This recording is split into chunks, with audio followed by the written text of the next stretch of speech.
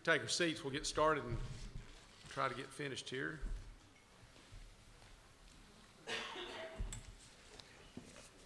Dan, thank you for the Bear Wise water bottles. Those are nice. I guess the purpose of it is so they can't get into those either, I guess, to get our water out. So, well, we'll move on here to the Voting Law Enforcement Chairman, Harold Cannon, please. Thank you, Mr. Chairman. Before I introduce the next speaker, Ed, I believe we've got some more good news coming out of Oklahoma that we may celebrate a little later, but it'd be great to announce it today. Thank you, Mr. Chairman. Yeah, I just wanted to mention, follow along the same line, that same group of states I just mentioned, that accounts for several thousand officers when you add up each in each state. In the 2 out of the last 4 years, a wildlife officer from Tennessee has been selected as outstanding officer for the Southeast. And Jonathan Lee, who's the officer in Rutherford County, on Tuesday night was given that distinction in Oklahoma City. So just want to pass that on as another example of the quality people that we have in this agency. Director, that's great. I think a lot of what we get as commissioners sometimes is complaints, and that's what we're here to field, that our law enforcement group is being so proactive, and that's a reflection of the caliber of folks we have. I believe we have field training officer program that has started up, taking it to the next level, and I think as a commission we're awfully proud of our folks. So Ed, that's great news. We look forward to celebrating it here soon. I'm going to turn this time over to Brian Ripley. He's Major for Region 4 Law Enforcement, and he's actually our Sergeant of Arms for the past 2 days since Darren couldn't be here with us. So Brian, it's all yours. He's your dad. Okay, that's good. That's good. That's Thank you, Chairman Cannon. You can discipline your child later. Yes, I forgot my mace of office, so you didn't see the Sergeant at Arms mace being carried in. But at any rate, I want to thank this opportunity to make a brief address to the Commission. This morning, Director Carter reminded me to practice the 3 S's of public speaking. Stand up, speak up, and shut up. So that's going to be my plan today. The agenda has law enforcement, Region 4 law enforcement, and today's brief talk is going to be more about a summary of our bear enforcement activities in Region 4 that have to do primarily with counties where we have bear hunting. And I think the thing before we get started is that we need to remember or keep in mind why we have law enforcement and the purpose of law enforcement. And essentially it is behavior modification because we have to rely on voluntary compliance. And we have voluntary compliance through, fortunately, most people want to do the right thing. And for that very small minority who don't want to do the right thing, there's a credible threat of detection and apprehension. And without that together, without the voluntary compliance and participation by the community, law enforcement tasks will be very, very difficult indeed. Now, bear hunting in Tennessee has a long and storied history, whether it's Davy Crockett, and we all know what he did when he was only 3, or Teddy Roosevelt, who basically was one of the primary drafters of the concepts of modern wildlife management and how that it's regulated, in that the resources are a public resource that we hold in public trust and we manage for everyone. And that comes back to the fairness doctrine, the Supreme Court ruling that stated that wildlife is owned by the state, it's owned for all, for the enjoyment of all. Back in the late 70s and early 80s, wildlife agencies in the Southeast realized that their bear populations needed to be managed on a regional level, that bears know no boundaries, that they will migrate from state to state, often many states in one year. All the work that Mike Pelton did in the 70s and 80s, his grad student showed just how much bears will travel. So a bear that's a Tennessee bear today, in 2 days could be a North Carolina bear or South Carolina bear or Virginia bear. So I think Dan even alluded earlier that we manage our bear populations regionally rather than states. We don't have the same regulations, but at least we confer. So this morning we're going to speak briefly of these three main categories. Our area of responsibility here in Region 4, summary of enforcement operations, very brief summary, 2 case studies that I want to share with you, the commonalities of those 2, and then the challenges that we face in this. Again, Region 4 is divided into 2 distinct law enforcement districts. You can see that 42, this district up here, has several counties that legal bear hunting occurs. And District 41 has 2 counties where legal bear hunting occurs currently. And with those counties, the officers do have a tremendous amount of work involved in dealing with that. This will just give you a brief idea of the number of violations, total number of violations from 2009 to 2013 in Region 4. And you'll notice that there are some counties that have more violations than others. I'm not saying that the people in those counties tend to violate, or that the officers in those counties work any harder. A lot of it has to do with public ownership patterns and so forth, and where people can hunt. A variety of people can go there and hunt. But you can see that there's a wide difference in the total number of violations. If you look at it by year, statistically, you would think that if you had a really high year of a lot of violations being prosecuted, then the following years you should have a decrease in violations, and we do see that here. Now, I'm not saying that people have stopped violating, but as an enforcement person, those are the kind of statistics that you want to see after a heavy prosecution year. You should see a decline. Yes? Categories of violations that you see a spike in? Okay. The single largest violation of all those, regrettably, is closed season violations. And that's followed up by baiting violations, attracting animals with bait, and then miscellaneous WMA rules and regs promulgated violations, and that could be anywhere from transporting a loaded firearm to operating behind a locked gate, any number of violations along those lines. And as far as relative abundance, the closed season accounts for about 1/3 of that 153 violations for that 4-year period. Unfortunately, it is the closed season.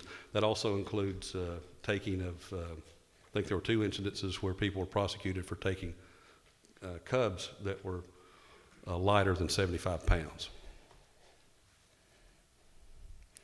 So let's get a little bit into some of the details. Now, this particular case has not been adjudicated, so I can't go into great detail about what has occurred. And I want to remind everybody that the people involved in here are alleged violators, that they have not been convicted. We won't be using any names in any of this, by the way. And the photographs are photographs that are not being used in the prosecution, so they're not evidentiary photographs either. In fact, a couple of them are on the internet. But here's something you can see in these bear cases. And before we get started, I can't stress enough the amount of time and effort it takes for officers to make a case like this. You just don't drive up in your truck and step out and walk 3 feet and check a license and write a ticket. This takes a tremendous amount of effort. It takes a tremendous amount of time. And just as important, it takes a tremendous amount of knowledge in the areas where they work.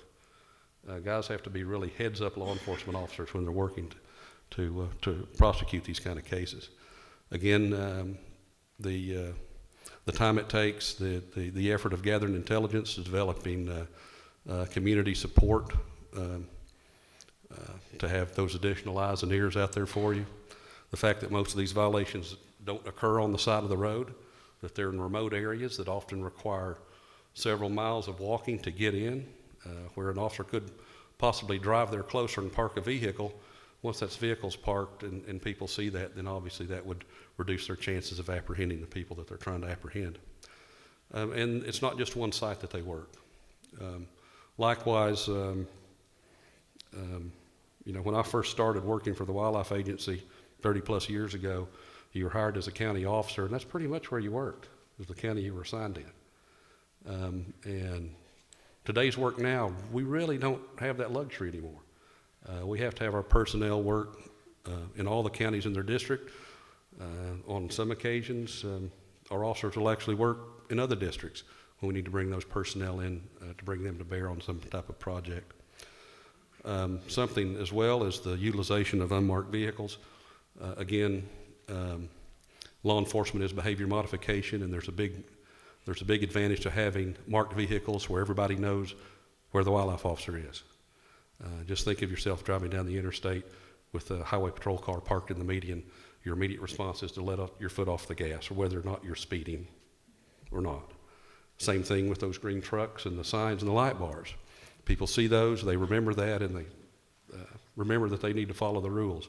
However, on some occasions, we need to use unmarked vehicles to be able to get our people around. And you'll also notice that there are multiple charges filed in here. I didn't realize there was an additional charge filed today. Mitch Kluwer told me that actually the people involved in this case have also been charged with conspiracy, which is very rare for a wildlife case, in that they were able to prove that 2 or more criminal minds got together to violate the law, and they're to be commended for that. And again, these cases are not been adjudicated, so I don't want to get into a lot of the details, but here's some photographs that you have a bait barrel there in the back, obviously to attract their prey. This is a picture that was actually, the other picture was taken by a trail cam of some bears visiting this bait site.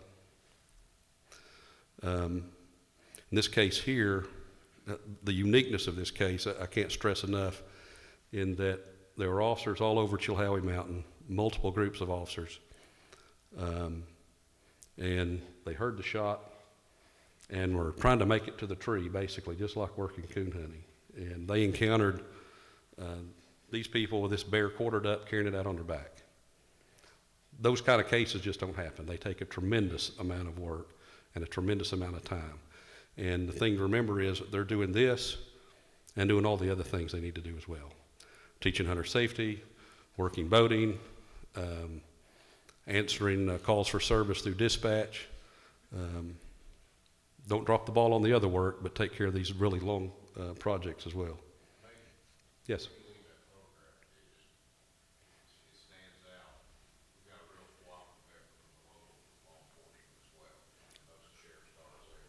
That's correct. A lot of our personnel at the time were on foot. They'd been dropped off and they were on foot. And there were several people they had to deal with, so requesting the sheriff's department there to assist with transportation or securing the scene. Before I go on to the District 42, I want to recognize Officer Mitch Kluwer and Officer Jeff Pierce. They're standing in the doorway back there. Those are the 2 Blount County officers that kind of were the safari leader on this case and still are. They were the ones that had known for several years there were baiting occurring in the area. They were the ones that continued to look for that bait in those areas, and they were the ones that connected all the dots and recognized that they needed additional manpower and kind of led the charge on this. And this case is a fantastic case, and I want to recognize those 2 officers for their dedication and hard work.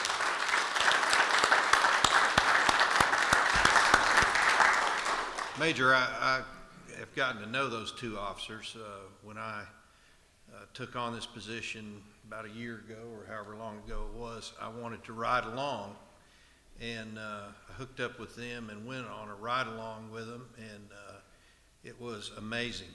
It was amazing to see how hard they work. You know, we don't understand the danger these guys are in every day. Most of the time law enforcement stops a car, they think, well, they might have a gun. Well, every time these guys go into the woods to get somebody who's breaking a game law, they're pretty sure he's got a gun or a weapon of some kind.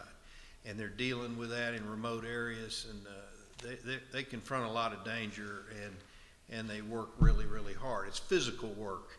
The day that I went with them, they caught a guy who was hunting deer over bait, And one of the things that they did was confiscate his stand, the stand that he was using illegally. And they had to carry that out of the woods. Of course, I didn't help with that because I thought that would be somewhat below my position. But Remember talking to Dad. yeah, that's why. Anyway, but seriously, they really, really do work hard, and we really need to recognize that and be appreciative of that. And it is physically strenuous work. You can tell that I ride a desk more than anything. Believe it or not, when I started to work, I looked more like that. Now, you know, riding a desk that long, I found the older I get, the heavier I get, the higher my duty belt becomes, and figure pretty soon I'll put my sidearm on a swivel. It's an unfortunate battle that I have to fight as well. Let's go ahead and look at this case in District 42. This occurred in Unicoi County. It was a case that involved someone trying to live trap a black bear. Whether they were going to kill it, whether it was going to be entered into some type of black market trade, who knows? We don't know of exactly what the function of that was, but we do know the trapping techniques they were using. Again, this involved gathering intelligence well over a year, working it for several years. Again, it was in a remote area, hard to get to. Typically, these officers would, those that had to check on this and change out the SD cards for the cameras and so forth, they were walking anywhere from 2 to 3 miles to do this. Again, there were multiple sites. And again, the use of unmarked vehicles is tantamount to success in working operations such as this. And while there were multiple charges filed on this one, there was only a single individual that was prosecuted. This case actually was adjudicated, and you can see what he pled guilty to in fines and cost and revocation. Here's one of the bait sites. Both these, the site in Blount County and the site in Unicoi County, are on private property. You can tell that they spent some time on that. That just wasn't, hey, let's just go bait a bear in. There's a great deal of work to set up a feeding tray and hang feeders from a yard arm and bring a trap up on a trailer. A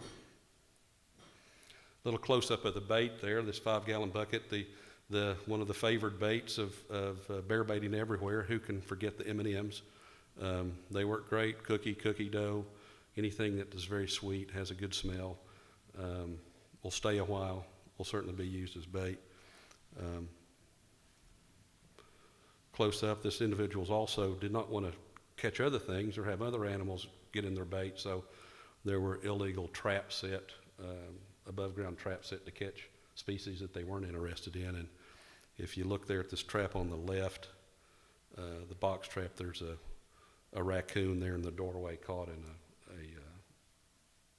a cushion hole trap. And here's the set on the ground on the right. Fortunately, people don't use too many of those old style bear traps that you see hanging in the antique stores. That'd be a scary thing to walk up on in the woods. And here's a trophy picture. Guys really need to pose with the booty of the arrest, if you will. Jeff Prater, I'd like Sergeant Prater to stand up and be recognized. He was one of the safari leaders on this multi-month, multi-year project. Again, can't say enough about the cooperation these guys and the dedication of the personnel that do this. It certainly makes my job easier, and I'm very proud of all the work that they do. Certainly can't take credit for it, but I can be proud of their work, and I think everybody in this room can as well. But the question comes to is we've discussed the commonalities. Again, the time it takes to gather the proper amount of intelligence to do this kind of work is phenomenal, and that speaks well of the officer's ability to communicate with their community and interact with legitimate sportsmen or legal sportsmen to get that information. And the remoteness of sites, presence of bait, this slide's here just to remind them that this is what it takes to work a successful case such as this. And we wonder why we do this. I mean, if you're thinking 150 violations or 153 violations, a lot of time for 153 violations. Well, I think of what we teach in our hunter safety class. And part of what we teach in our hunter safety class is why do we have game laws? And we have game laws, obviously, to protect the game and perpetuate the species. We have game laws to protect the human beings that share this environment with the animals that we're sworn to protect. And we also have those laws to ensure that everybody has a equal chance at pursuing their game of choice. And if we don't have an active enforcement program to keep the honest people honest and catch some of the dishonest ones, to keep them looking over their shoulder, then the possibility of having scenes like this can certainly play out. We just had a recent amendment to our Constitution that said it's a constitutional right to hunt and fish, and it is in Tennessee. However,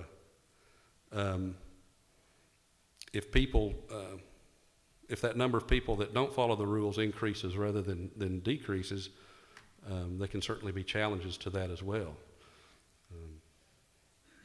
It's important that when you're looking at a slide like this, that you realize that when it comes to hunting, that people are divided into three distinct categories. There are those that hunt, that participate in the sport, that see it as a viable management tool. There are those that don't hunt, but don't have a problem with you and I hunting, and they see it as a viable management tool. And then there are those that don't hunt, and they're against hunting totally.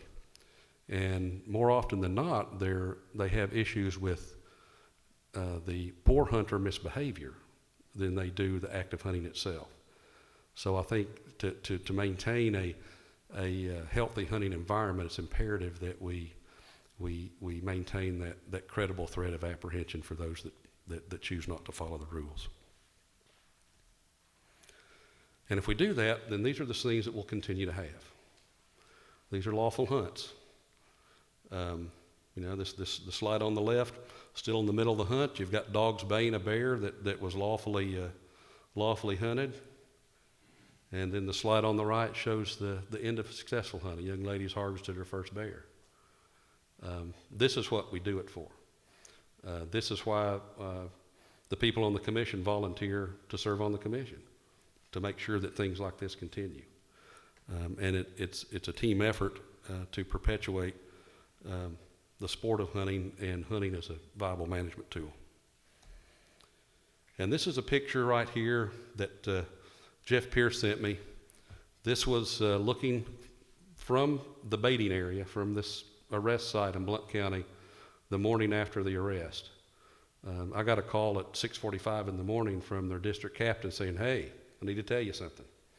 And I really like getting those kind of calls at 6:45 in the morning, that they did a great thing.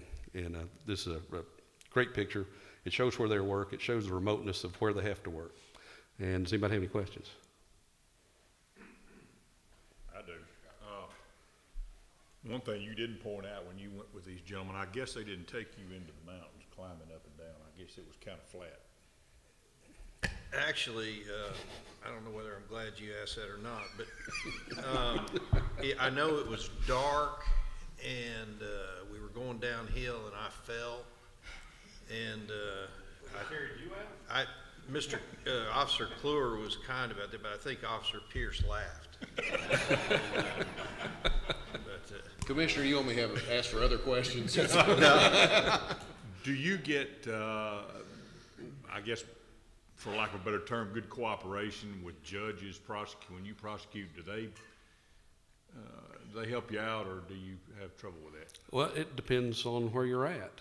And we have great cooperation with the attorney generals across the state. And, it's as far as cooperation of the judiciary, that's pretty much left up to each district and their view. Fortunately fortunately, most judges, they see the law for what the law is, and we have a successful prosecution, and we make our case, and they do their part. It's kind of like watching that first 5 seconds of Law and Order. These are the police that investigate crimes. These are the people that prosecute them, and this is the person that adjudicates. So, by and large, we have pretty good cooperation with most of the judges, particularly in cases when we need it. Are the penalties available to the judge steep enough? Well, you know, I don't know. That may be a question that's better answered by our lawmakers if they are. I mean, if I mean, you know, if it's a deterrent, if a guy gets fined $50 for doing something where that's all the judge can do. I mean, we have to give him the choice, but are the limits high enough to give him the option to make it punitive enough for that person not to do what he's doing again? Some people, it's not going to matter what amount you put on there. They're going to violate. That's just what they do. Unless you started jailing them, and then we're talking about an entirely different ball game. Some could probably be higher, and some could probably be lower. And there's some I'm not sure why we have them at all. But I know what hurts. What makes it difficult sometimes to issue some of these citations, and when we have a fine of $50 and a court cost of $450, and that's a tough spot. But that's not my choice. That's not my call to make. Commissioner Kennedy, I have a question for Commissioner Ripley. I've heard of ambulance chasing, but Commissioner Ripley, were you out chasing, looking for clients? Did you put a chance to represent that guy? He's stumped. He doesn't know what to say. No.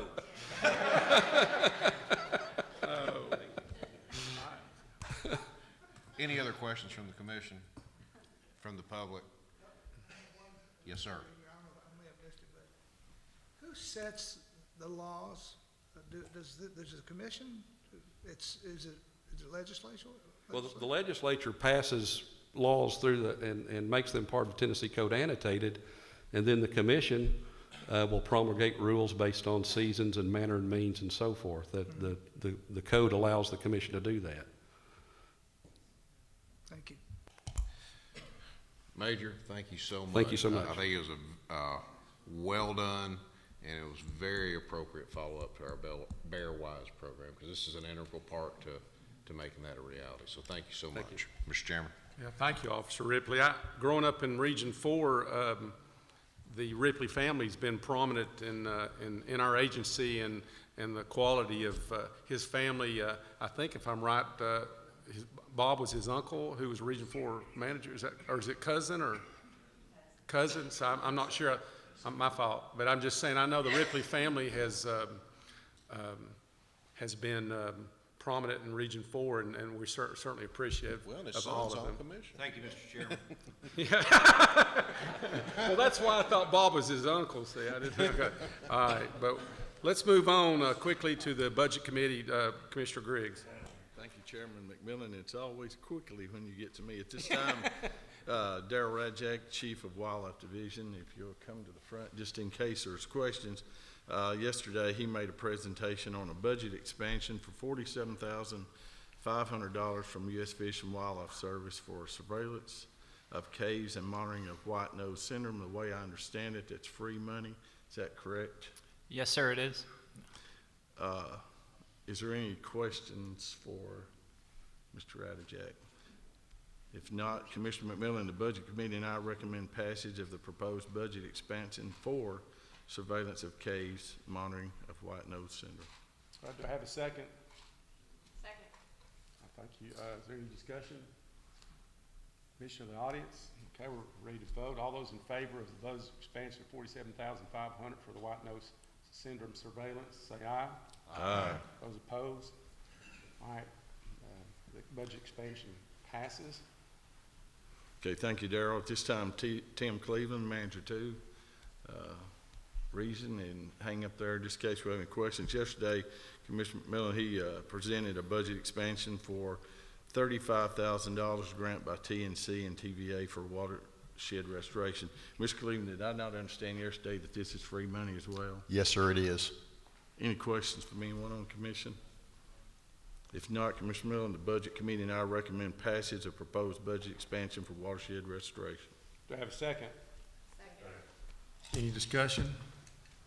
Commission, the audience? Okay, well, we're ready to vote. All those in favor of budget expansion for $35,000 for the watershed restoration project, please say aye. Aye. Those opposed? All right. Thank you, Mr. Cleveland. At this time, Barry Sumner, Assistant Director, I'd ask you to come to the front to give us a financial statement and also to do the real estate report that we rolled over to today. Thank you, Commissioner Griggs. And in the interest of economy, we left a couple of people back in Nashville, so I'm going to do a couple of very brief reports. You've got the real estate report in your notebooks behind the budget tab. Real estate report is mostly up to date. Tim Churchill did send me a note on a couple of things that he's sent down to the State Building Commission. The most significant of which is the second item on the list, the DePoco lands, 3,100 acres being donated to the agency, so that's a good one. But do you have any questions on real estate?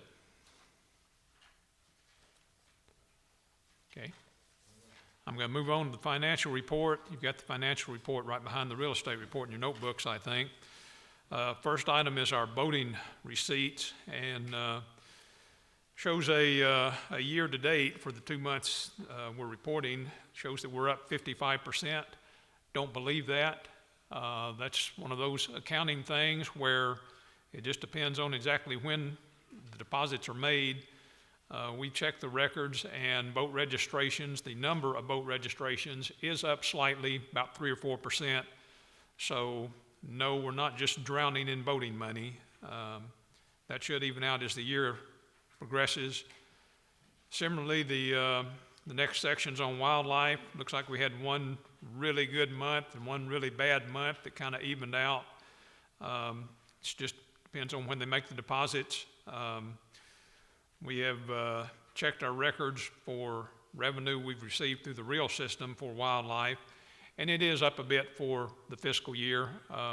We're up about 5 or 6%, so doing okay on selling hunting and fishing licenses, but this is not the time of year when we sell most of our hunting and fishing licenses, so we'll know better next spring when the new licenses go on sale.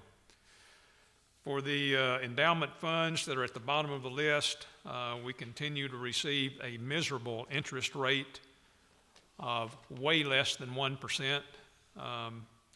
We don't know of anything we can do about that except wait. On the back of that sheet, we've got the wetlands fund. Haven't had any deposits to the wetland fund. Wetland fund is healthy as of right now with a balance of over $10 million. Haven't transferred anything for maintenance, and haven't had any activity on the compensation fund. So do you have any questions on financial report? I have a quick question. Okay. Was the Sunquist WMA bought with wetlands funds partially? It was partially wetlands fund, some federal money, quite a bit of federal money, and Well, my question is, can we use wetlands money to maintain the Sunquist WMA? yes, for North Cumberland Wildlife Management Area, which would include Sunquist and the original Royal Blue Unit and New River Unit, we, I believe we claim that back at 55% wetlands and 45% state and federal funds. We're already doing that, basically. Very quick question on the endowment. You mentioned it's not much of an interest rate right now, but we really have no control over that. Our hands are bound by how that's invested by. We've chased that around. Nat Johnson was pretty interested in that, and Nat knew the people downtown who dealt with such things, and really he was pretty optimistic in the beginning that he could get us maybe a separate fund and put our money somewhere where it would make more interest, and we just never could make that work. Thank you, sir. Any questions from the audience? Barry, the commission also like to thank you for the update that you recently sent out on the comptroller's audit report. That was Okay. much appreciated. And Chairman McMillan, nothing else. All right, thank you, Commissioner Griggs. Ed, do you need anything to address this before we adjourn? Not on this, just the final comment in general, whenever it's time. It's time. Okay. Again, we covered a lot of things that were specific to Region 4 this time, and we thought that while we're here, it would be a good opportunity to do that for the commission. I hope that was worthwhile, and we can continue to do that in the other regions as we meet in different places. I also bragged about our folks while ago, and wanted to just make sure that we publicly stated that in our enforcement programs, how hard our guys work as they do in all parts of the agency. But we also owe a thanks to the hunters who don't like people who jeopardize their sport because they do violate. And some of the best information we get back is from the hunters, whether it's bear hunters, deer hunters, whatever it is. And we appreciate their contribution too to the enforcement of the regulations and laws that we have here, not only in East Tennessee, but throughout the state. Thank you, Director Carter. I think it's important that the commissioners across the state are educated on things like bears that maybe they don't see information about from their end of the state, because it'll be important that they know those things when we go to be voting on proclamations, all that affect seasons and limits and that sort of thing. So we appreciate the effort, and thank you to John and putting all together to do it for Region 4, and certainly appreciate it. Anybody on the commission has anything they want to say? I just thought, and I know you're tired of me talking, but Commissioner Griggs brought this up about this audit that has been publicized, and I think it's appropriate, or at least I feel like it's appropriate to voice support for Director Carter and the agency. I think that some of the negative publicity is politically motivated. I think that there are some things that need to be fixed, but I think in the grand scheme of things, they couldn't find much wrong with the agency, and I am satisfied as in my position as stewardship for and what I can see with the commission that Director Carter's doing an excellent job, and that the things that need to be corrected will be corrected or have been corrected, and he has my full support.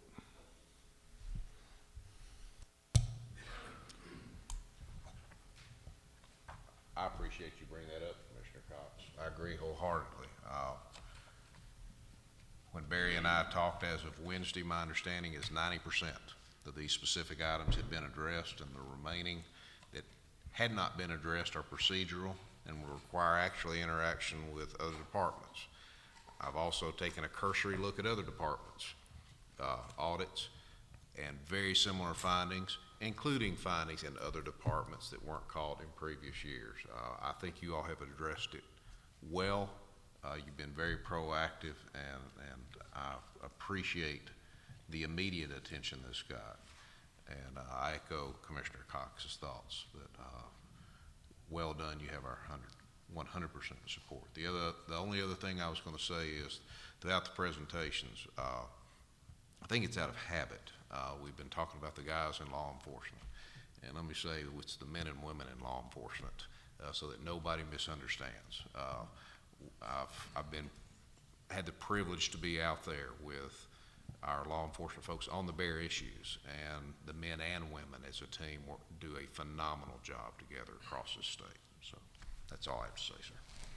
Thank you, Commissioner Cannon, and thank you, Commissioner Cox, for your comments. And I think the commission's unanimous in these thoughts. I think sometimes the commission is questioned that maybe we're not close enough watchdogs, and maybe we're not doing our job, and that's what we've been accused of. But I don't think it's us to micromanage, but it is to make sure that when an audit like this comes up, that we do impress the fact that we do want things addressed, and I know that's been done, and so we do appreciate that. and appreciate you doing your job. Our next meeting is going to be in Nashville, December 5th. On that Thursday, I think, though, that morning we had talked about possibly having another discussion that we were supposed to do yesterday concerning some of our budget items and all. And so what time would you prefer for us to meet for that? 8:30, 9, what would you like? Your preference is 8:30 would be fine. Okay, then we'll meet at 8:30 in the Region 5 office. Is that okay? Okay, well, I appreciate it. I hope everybody has a safe drive home, and I'll be lying if I said I was going to be thinking of you, because we make that drive the other direction quite often, so. Mom, how'd he do? Did he do okay today? Did he do okay today? Okay, Well, that's if y'all haven't had a chance to meet Betty J. McMillan, you need to come meet her, because she'll tell you how awesome I am, okay? We do appreciate your hospitality. It was really Good, I hope. East Tennessee's a pretty good place. Y'all should visit it more often. Thank you a lot. Bye-bye.